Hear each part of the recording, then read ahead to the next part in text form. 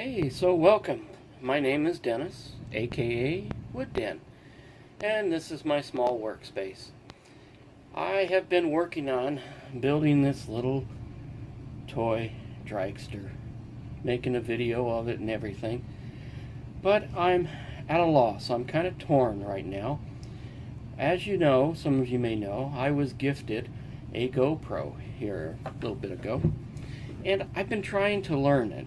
Now, yeah, okay, they're not that hard to learn, for some people say. But the problem that I'm having is getting the right camera angles and knowing that I'm getting a good picture or a good video. And so I was videoing this dragster, and the dragster toy came out really nice. But the video has a lot to be desired. So, hence my dilemma.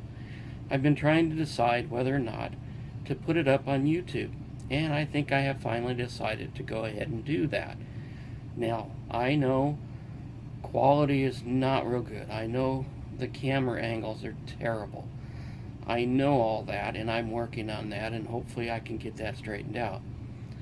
The only reason I'm putting it up is to let other people know who may be thinking about starting a YouTube channel that it's okay to make mistakes. I know we look at some of these creators, or a lot of these content creators, and they have wonderful videos, great personalities, great projects, great camera angles, just wonderful.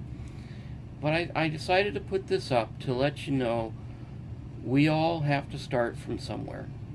I'm learning and I'm growing, and I have a lot to learn yet. So please have patience with me. Please don't take this and say, I'm not going to watch this guy anymore. It'll get better. So, just so you know, not a very good video, but maybe it'll help somebody to be inspired to try it anyway. Thanks much. Bye.